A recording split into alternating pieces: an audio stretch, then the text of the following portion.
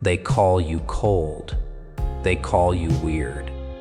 They say something's wrong with you because you'd rather spend your evening with a dog than at a dinner table full of faces, wearing masks they call smiles. And maybe they're right. Maybe there is something wrong with you, but not in the way they think. See, the world loves to diagnose anyone who doesn't play along with its games. You chose animals over humans, and that makes you the outsider, the broken one. But here's what they won't tell you. You didn't choose animals because you hate people. You chose animals because you understand them better than most people will ever understand themselves.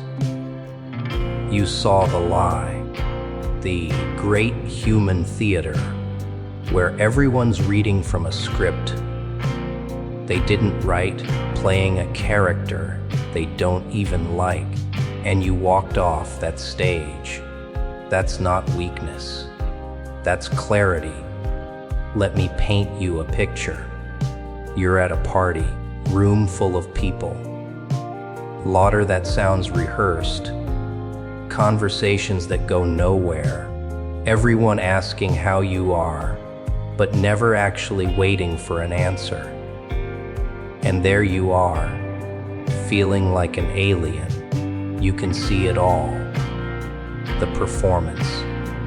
The desperate need for validation, dressed up as confidence. The shallow exchanges masked as connection.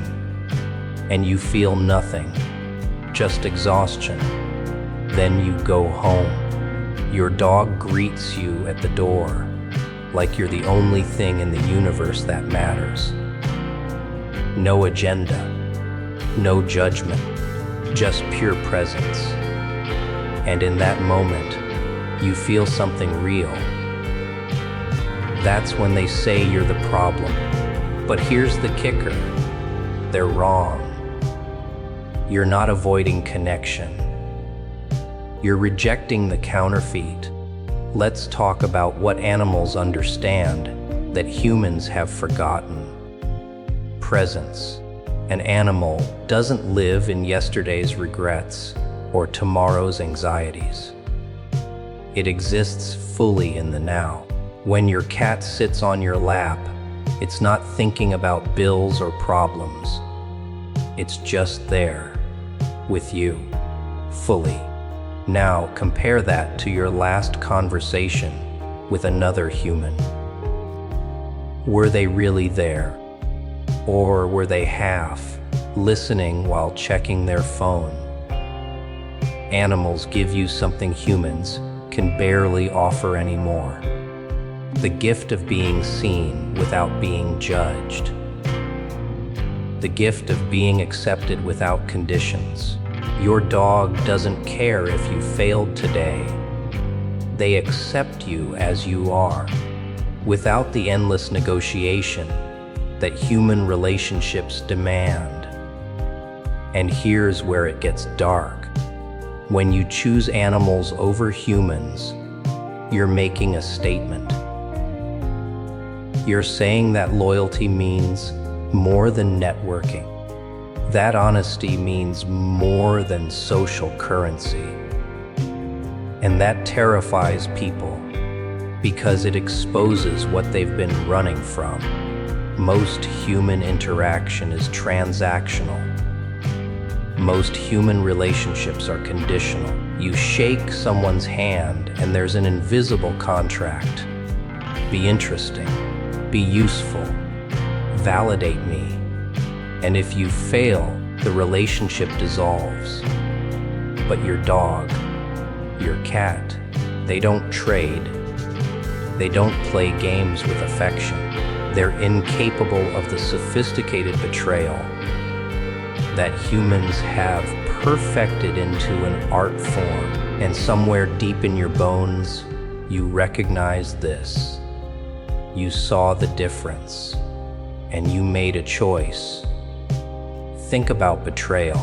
every promise broken, every secret that became gossip, every friend who smiled to your face and stabbed you in the back. Humans are capable of betrayal that requires consciousness and malice and planning. An animal can't betray you.